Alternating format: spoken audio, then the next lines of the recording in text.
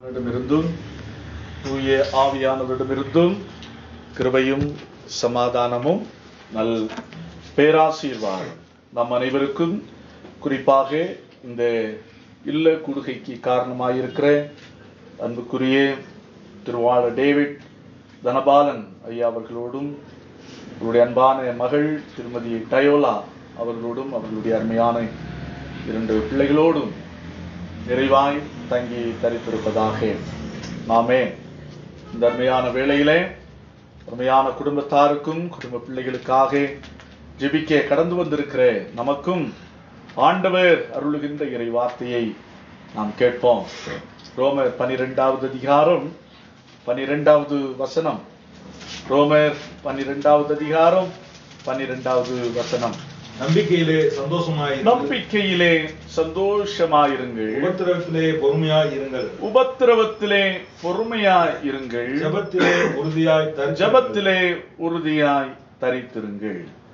கண்களை மூடுவோம், ஆண்டவரை நோக்கி பார்த்து நாம் ஜெபிப்போம். அன்பின் பரலோக கர்த்தாவே, ஆசீர்வதிக்கப்பட்ட அற்புதமான இந்த வேளைக்காக நன்றி செலுத்துகிறோம்.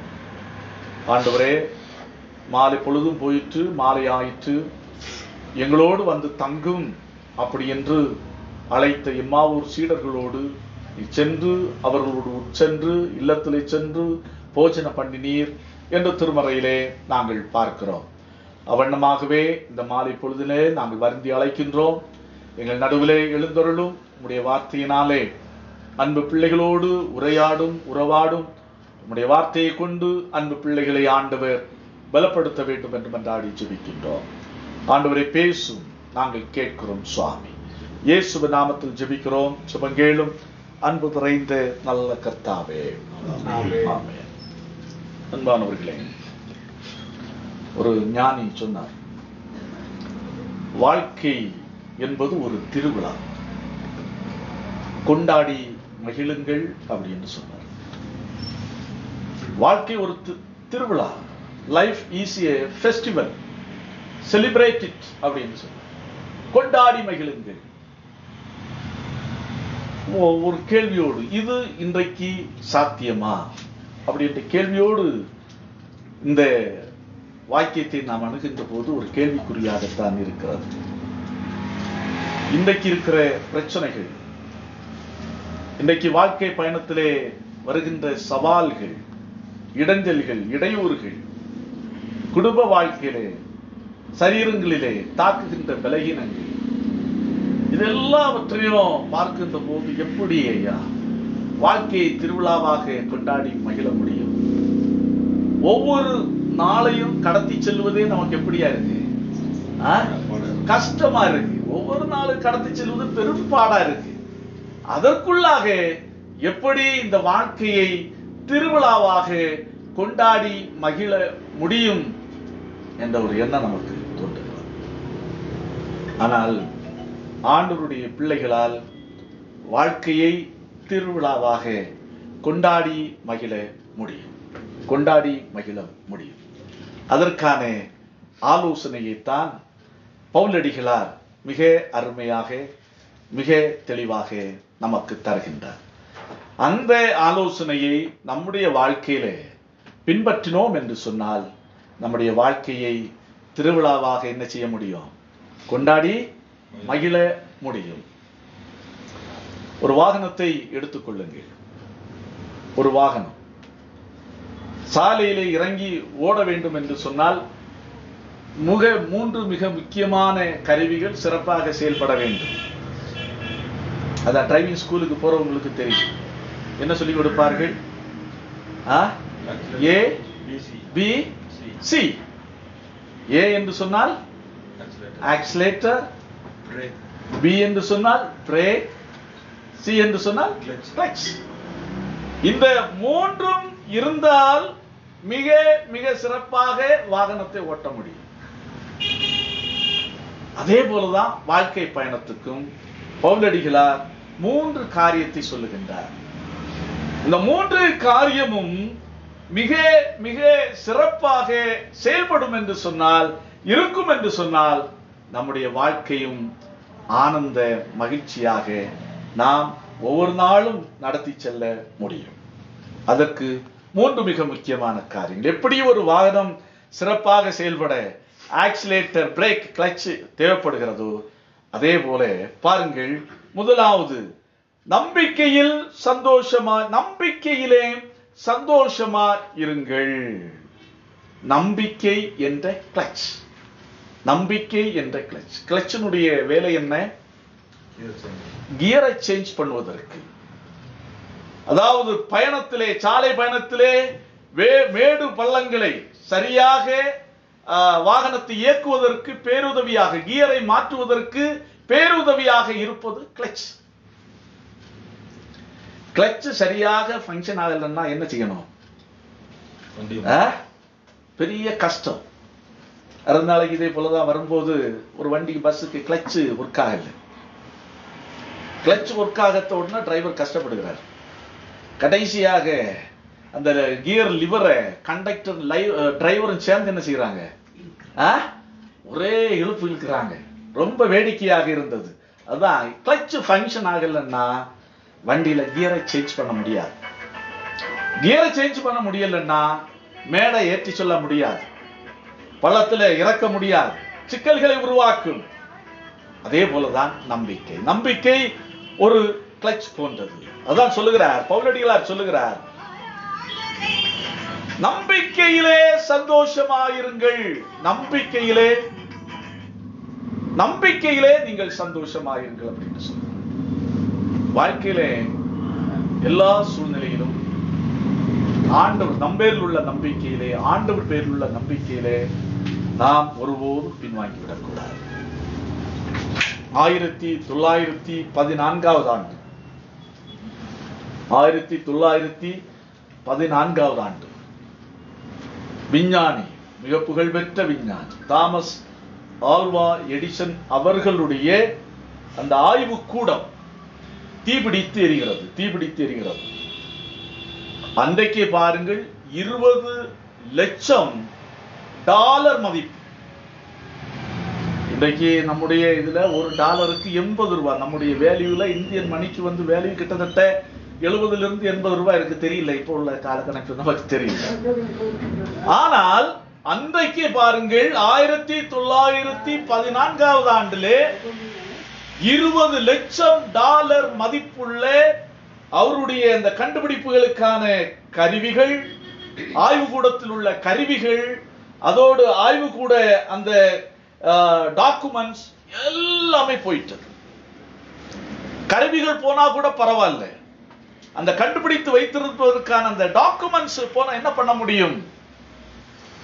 டாலர் என்ன சொல்ல கணக்கிடப்பட்டிருக்குன்னா 1914 ஆண்டு $20 லட்சம் மதிப்புள்ள கருவிகளும் கண்டுபிடிப்புகளும் ஆவணங்களும் தீக்கிரையாகி விட்டன. அப்போ இதை பார்க்கிறான் மகன் சார்லஸ், ஓடி வரான். ஓடி வந்து ஆய்வு கூடத்தை பார்க்கிறான், ஷாக்காய் நிற்கிறான்.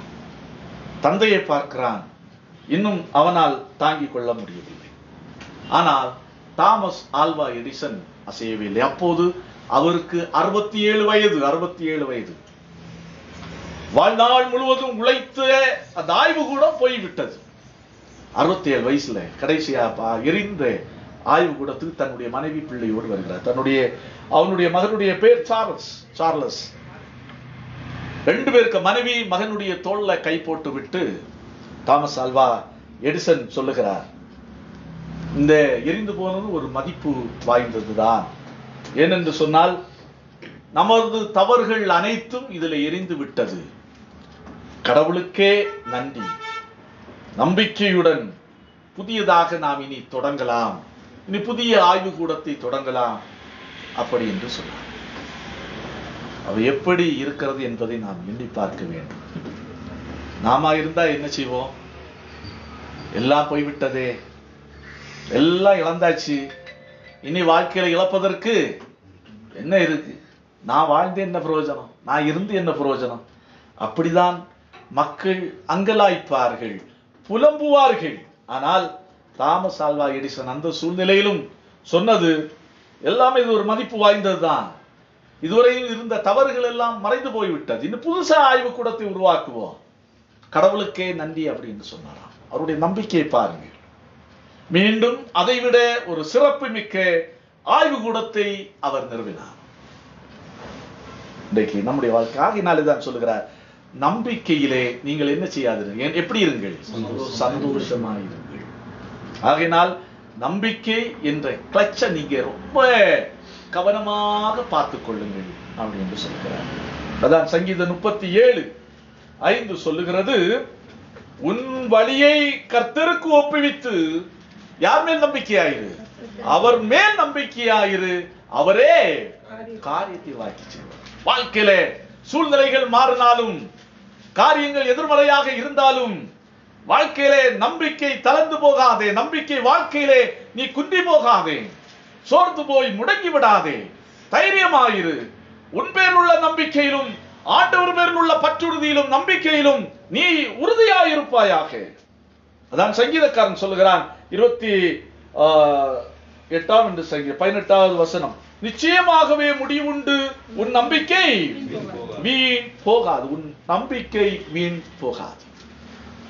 அன்பானவர்களே, நாம் எண்ணி பார்ப்போம், ஆராய்ந்து பார்ப்போம், நம்முடைய நம்பிக்கையின் வாழ்க்கை எப்படிப்பட்டதாக இருக்கிறது, ஆண்டவர் பேரில் உள்ள நம்பிக்கையிலே நாம் எப்படிப்பட்டவர்களாக இருக்கிறோம் என்பதை எண்ணி பார்ப்போம். அடுத்தான் சொல்லுகிறார், 2வது சொல்லுகிறார், உபத்திரவத்திலே பொறுமையா இருங்கள். பிரேக் என்ற பொறுமை, பிரேக் என்ற பொறுமை. அப்ப அதான் சொல்லுவார்கள், பொறுத்தார் பூமி ஆழ்வார், பொறுமை எதிலும் பெரிது, கடலிலும் பெரிது. இது பொறுமையை குறித்து சொல்லப்படுகின்ற வாக்கியங்கள். அப்போ எதுல பொறுமையா இருக்கணுமா, உபத்திரவத்தில் பொறுமையாயிரு. ஆத்திரப்படாதே, அவசரப்படாதே. நிலைகள் மாறினாலும், காரியங்கள் கைகூடி வரும், பொறுமையாயிரு. அதான் சங்கீதக்காரனாகிய தாவீது மிக மிக அருமையாக சொன்னார். கர்த்தருக்காக பொறுமையுடன் காத்திருந்தேன், அவர் என்னிடமாய் சாய்ந்து என் கூப்பிடுதலின் சத்தத்தை கேட்டார். இன்னொரு உதாரணத்தை சொல்லுகிறேன். இந்த திருமறைக்கு அடுத்தபடியாக அதிகமாக விற்பனையான ஒரு புத்தகம் எது தெரியுமா? திருமறைக்கு அடுத்தபடியாக, திருமறை தான் உலகத்திலே அதிகமாக விற்பனையான நூல் ஃபர்ஸ்ட் பைபிள், செகண்ட் ஒரு நூல் அன்றைய காலத்திலே விற்பனை ஆச்சு. என்ன விற்பனை, என்ன புக்கு? மோட்ச பிரயாணி என்ற நூல். மோட்ச பிரயாணி என்ற ஒரு அற்புதமான ஒரு புத்தகம். அதை எழுதியவர் யார் என்று சொன்னால் ஜான் பனியன் என்பவர் எழுதிய புத்தகம்தான் மோட்ச பிரயாணி என்ற நூல். பாவ மூட்டையோட மோட்சத்துக்கு பயணம் செய்கிற ஒரு அற்புதமான தரிசனம் நூல் போல அது எழுதினார். திருமலைக்கு அடுத்தபடியாக இந்த புத்தகம் விற்பனையாச்சு. இந்த புத்தகத்தை இந்த ஜான் பனியன் எங்கிருந்து எழுதினார் தெரியுமா? எங்கிருந்து எழுதினார்? பைபிளை பார்த்து இல்ல, ஜெயில இருந்தார், சிறைச்சாலையில் இருந்தார். 1-2 ஆண்டுகள் அல்ல, 12 ஆண்டு காலம் எங்க இருந்தார்? சிறைச்சாலையில். அன்னைக்கு கத்தோலிக்க ஆட்சி, கத்தோலிக்க சமய தலைவர்கள் தான், சமயத்தை சார்ந்தவர்கள் ஆட்சி செய்தார்கள். வேற ஒண்ணு இல்லை, இயேசுவை பிரசங்கித்த ஒரே காரணத்துக்காக அவரை தூக்கி ஜெயில போட்டாங்க. ஜெயில போட்டுட்டு ஒரு கண்டிஷனை கொண்டு சொன்னாங்க, உங்களை நான் விடுதலை செய்கிறோம், வெளியே அனுப்புகிறோம். ஒரே ஒரு கண்டிஷன், இயேசுவை பற்றி என்ன செய்யக்கூடாது, வெளியே சொல்லக்கூடாது, பிரசங்கிக்க கூடாது. அப்படி என்று கத்தோலிக்க அரசாங்கம் அவரை தூக்கி ஜெயில போடுது. அவருக்கு வாய்ப்பும் கொடுக்கிறது, உன்னை வெளியே அனுப்புறதுக்கு வாய்ப்பு தாரேன், சொல்ற மட்டும் கேளு. அது முடியாது, நான் வெளியே அனுப்புனா இயேசுவை பற்றி சொல்லாம பிரசங்கியாம இருக்க மாட்டான். அப்ப என்ன கடை? எத்தனை ஆண்டுகள்? 1-2 ஆண்டுகள் அல்ல, 12 ஆண்டு காலம் சிறைச்சாலையிலே இருந்தார். எவ்வளவு பொறுமை பாருங்க. ஏன் தேவையில்லாம போய் சிறைச்சாலை கடை? அவருக்கு என்ன தலையெழுத்தா என்ன? நான் பேச மாட்டேன் அப்படின்னு சொன்னா உடனே விட்டுற போறாங்க. ஆனால் அவர் அப்படி செய்யவில்லை, உறுதியாக இருந்தார், பொறுமையாக இருந்தார். அவசரப்படல, கடவுளுக்கு மேல கோபப்படல. ஏன் ஆண்டவரே எனக்கு இந்த நிலைமை அப்படி என்று அவர் அங்கலாய்க்கவில்லை. ஆண்டவருடைய சமூகத்தில் பொறுமையோடு காத்திருந்தார். சிறைச்சாலையிலே கடவுள் அவருக்கு தரிசனத்தை கொடுத்தார். அந்த தரிசனத்தை வைத்து எழுதியதுதான் மோட்ச பிரயாணி என்ற அற்புதகரமான நூல். இன்றைக்கு தமிழிலேயும் இந்த புத்தகங்கள் எல்லாம் வெளியே வந்திருக்கின்றன. வாய்ப்பு கிடைக்கும் போது நீங்கள் வாங்கியதை வாசியுங்கள். அப்போ பாருங்க, ஆண்டவர் சொல்ல பிரேக் என்று பொறுமை. வாகனம் சீராய் செல்வதற்கு பிரேக் தேவை. ஒருவேளை நினைச்சு பாருங்க, மலையிலிருந்து கீழே இறங்குற பிரேக் இல்லைன்னா என்ன பண்றது? பிரேக் இல்லைன்னா எங்கேயாவது போய் வாகனம் போய் முட்டி தான் நிற்கும். விபத்து வரும், உயிரிழப்பும் நேரிடும். அதே போலதான் ஆன்மீக ஓட்டத்திலே எதிர்பாராத பிரச்சனைகள் வரும், சலசலப்புகள் வரும், சஞ்சலங்கள் வரும்.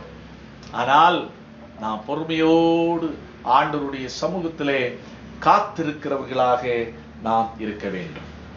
அதான் ஆவியின் கனிகள். எத்தனை கனிகள்? 9 கனிகள். 9 கனிகளிலே இடம் பிடித்திருக்கிற ஒரு கனி எதுதான்? இந்த பொறுமை. பொறுமை. ஆகையினால் பொறுமை, பிரேக் என்ற பொறுமையை நீங்க சரியாக வச்சுக்கிடுங்க அப்படின்னு சொல்றாரு. 3வது பாருங்கள், ஜெபத்திலே உறுதியாக தரித்திருங்கள். ஜெபத்திலே உறுதியாக தரித்திருங்கள். நம்முடைய வாழ்க்கை எல்லா சூழ்நிலையிலும் ஆனந்த மகிழ்ச்சியாக இருக்க வேண்டும் என்று சொன்னால், ஆரோக்கியமாக இருக்க வேண்டும் என்று சொன்னால், பிரேயர் என்ற ஆக்சிலேட்டர், பிரேயர் என்ற ஆக்சிலேட்டரை சரியாக வைத்துக் கொள்ளுங்கள். ஆக்சிலேட்டர் எதுக்கு உதவுது? ஆக்சிலேட்டர் மிதிக்காம போக முடியுமா? போக முடியுமா? மலையேற முடியுமா? நிச்சயமா எந்த வண்டி ஏறிடாது. ஒரு டிரைவர் இந்த ஆக்சிலேட்டரை மிதிக்காம மலை ஏற்றுவேன்னு சொன்னார்னா அவரை போல முட்டாளு ஒருத்தர். எந்த இடத்துல வண்டி நிக்குதோ அந்த இடத்துல தான் நின்றுட்டே இருக்கு. அப்போ 3வது ஆக்சிலேட்டர் என்ற பிரேயர். நீங்கள் வாழ்க்கை பயணத்திலே மலைகளையும் முகடுகளையும் மேடு பள்ளங்களையும் எளிதாக கடந்து செல்வதற்கு, வாழ்க்கை பயணத்தை கட்டுப்பாட்டாக வைத்துக் கொள்வதற்கு பேர் உதவியாக இருப்பது எது? எது? ஜெபம் என்ற ஆக்சிலேட்டர். ஜெபம் என்ற ஆக்சிலேட்டர். இதை நம்முடைய வாழ்க்கையிலே மறந்தே போகக்கூடாது. வேதம் மிக தெளிவாய் சொல்லுகிறது. ஜெபம், நான் ஒரு கொட்டேஷனை பயன்படுத்த, ஒரு பழமொழி, ஜெபம் இல்லாத வீடு கூரை இல்லாத வீடு. இன்னொன்று சொல்லுவார்கள், ஜெபம் இல்லாத வீடு பண்டி வசிக்கும் கூடு. பண்டி வசிக்கும் கூடு. அப்போ ஜெபம் நமக்கு தேவை. தனிப்பட்ட ஜெபம், குடும்ப ஜெபம் நமக்கு இருக்கும் என்று சொன்னால் அது ஆக்சிலேட்டர். எப்படி ஒரு வாகனம் ஆக்சிலேட்டர் இல்லாமல் வண்டியை சீராக இயக்க முடியாதோ, அதே போல ஜெப வாழ்வு இல்லாமல் ஒரு கிறிஸ்தவ குடும்பம் சீராக, சமாதானமாக, சந்தோஷமாக இயங்க முடியாது, செயல்பட முடியாது, வாழ்க்கை பயணத்திலே முன்னேறி செல்ல முடியாது. இதை நம்முடைய வாழ்க்கையில புரிந்து கொள்ள வேண்டும். ஆகையினால் இந்த குடும்பத்தாருக்கும் இந்த கூடுகையிலே பங்கெடுத்திருக்கிற நமக்கும் ஆண்டவர் அதான் சொல்லுகிறார், ஆக்சிலேட்டரை கரெக்டா வச்சிடுங்க, சரி பார்த்து வைத்துக் கொள்ள வேண்டும். அப்படி என்று சொன்னால் ஜெபத்துல நான் சரியாக இருக்கணும். இயேசு கிறிஸ்து எப்படி அவர் சந்தித்த பிரச்சனை போல நாம அதுல 100க்கு 1 துளி கூட பிரச்சனை நம்முடைய வாழ்க்கையில சந்தித்ததில்லை. சும்மா வந்தவரை பைத்தியக்காரன் என்று சொன்னார்கள், பெல்சபூல் என்று சொன்னார்கள். பெல்சபூல் என்ற பிசாசுகளின் தலைவன், இவன் மரியாளின் மகன் அல்லவா அப்படி என்று அவமானப்படுத்தி பேசினார்கள். எப்படி எல்லாம் அவரை வேதனை ஒரு இடத்துல அவரை பாறையில இருந்து மலை உச்சியிலிருந்து கீழே தள்ள முயற்சித்தார்கள். ஆனா அதுகள் எல்லாம் அவர் தாண்டி வந்தார் என்று சொன்னால் அதுக்கு காரணம் என்ன? அவர் அந்த ஆக்சிலேட்டரை கரெக்டா வச்சிருந்தார். வேதம் மிக அழகாக சொல்லுகிறது பாருங்கள். மார்க் 1வது அதிகாரம் 35வது வசனத்தை வாசிங்கள். மார்க் 1வது அதிகாரம். அதிகாலையில் இருட்டோட எழுந்து புறப்பட்டு வனாந்தரமான ஒரு இடத்திற்கு போய் அங்கே ஜெபம் பண்ணினார். இப்ப பாருங்க, அவருடைய வாழ்வு இந்த சவால்களை எல்லாம் அவரால் எப்படி சந்திக்க முடிந்தது என்று சொன்னால், அவர் அதிகாலையிலே இருட்டோடு எழுந்து வனாந்தரமான இடத்திற்கு போய் அங்கே அவர் என்ன செய்தார்? ஜெபம் பண்ணினார். அடுத்து இரண்டாவது பாருங்கள், மார்க் 6வது அதிகாரம் 46வது வசனத்தை வாசியுங்கள். மார்க் 6வது அதிகாரம் 46வது வசனம். அவர் ஜனங்களை அனுப்பிவிட்ட பின்பு ஜெபம் பண்ணும்படி ஒரு மலையின் மேல் ஏறினார். அடுத்து இன்னொரு இடத்துல ஜெபம் பண்ணாரு. கடைசியில சிலுவை மரணத்துக்கு முன்பாக எங்க ஜெபம் பண்ணாரு? அவருடைய ஊழிய காலம் முழுவதும், வாழ்நாள் முழுவதும் அவர் ஜெபிக்கின்ற மனுஷனாக இருந்தார். ஆகையினாலே தான் சிலுவை மரணத்தையும் தைரியமாக சந்திக்க முடிந்தது. எல்லா அவமானங்களையும் தைரியமாக சந்திக்க முடிந்தது. எல்லா போராட்டங்களை தைரியமாக சந்திக்க முடிந்தது. ஜெபம் தான் அவருடைய ஆக்சிலேட்டர். ஜெபம் என்ற ஆக்சிலேட்டர் கரெக்டாக இருந்தது. ஆகையினாலே தான் பேதுருவை பார்த்து கேட்டார், எப்பா 1 மணி நேரமாவது என்னோடு கூட என்ன செய்யக்கூடாதா? விழித்திருக்க கூடாது. ஆகையினால் சீடர்கள் சில நேரத்தில் தோற்று போனதற்கு காரணம் இந்த ஆக்சிலேட்டர் என்ன செய்யல, அவர்கள் செயல்படாம வச்சிருந்தாங்க. இது இல்லாட்டாலும் நாங்க பரவாயில்லப்பா, நாங்க மேனேஜ் பண்ணி என்ன செய்திருவோம், வாழ்க்கையில ஓடிடுவோம்னு நினைச்சாங்க. ஒருவன் மறுதளித்தான், ஒருவன் காட்டி கொடுத்தான், ஒருவன் அவருடைய சரீரத்துல கை வைக்காம நான் என்ன செய்ய மாட்டேன், நம்பவே மாட்டேன் அப்படின்னு சொன்னான். காரணம் என்னவென்று சொன்னார், அவர்கள் ஜெபம் என்ற ஆக்சிலேட்டரை சரியாக அவர்கள் பயன்படுத்தவில்லை. எப்படி ஒரு வாகனம் ஆக்சிலேட்டர் இல்லாமல் ஓட முடியாது, செயல்படுத்த முடியாது, அதே போல ஜெபம் இல்லாமல் நம்முடைய வாழ்க்கையை முன்னோக்கி செலுத்த முடியாது, மேடு பள்ளங்களை சரியாக தாண்ட முடியாது. ஆகையினால் ஜெபம் என்ற ஆக்சிலேட்டரும் துருபிடிக்காமல் பார்த்து கொள்ளுங்கள். நாம் கிறிஸ்து இயேசுவுக்குள் அன்பானவர்களே, இந்த மூன்றும் சரியாக நம்முடைய வாழ்க்கையிலே இருக்கும் என்று சொன்னால் நம்முடைய வாழ்வு ஆனந்த களிப்பாக மாறும். நம்முடைய வாழ்க்கையை நாம் கொண்டாடி மகிழ முடியும். நம்முடைய வாழ்வு சிறப்பாக அமையும். நாம் நினைத்த பாதையிலே நாம் பயணிக்க முடியும். இந்த மூன்றும் துருபிடிச்சு போச்சுன்னா நம்முடைய வாழ்வு திண்டாட்டம் தான். பிரேக் இல்லாத வண்டி எப்படி பயணிக்கிறதோ, ஆக்சிலேட்டர் கிளச்சு ஒர்க் ஆகாத ஒரு வண்டி எப்படி பயணிக்கும் நம்ம அனைவருக்கும் நன்றாய் தெரியும். அப்படியே நம்முடைய வாழ்வும் அப்படியே பேலன்ஸ் இல்லாமல் ஓடிக்கொண்டே தான் இருக்கும். ஆகவே இந்த மூன்றையும் சரியாக நம்முடைய வாழ்க்கையில மெயின்டைன் பண்ணுவோம்.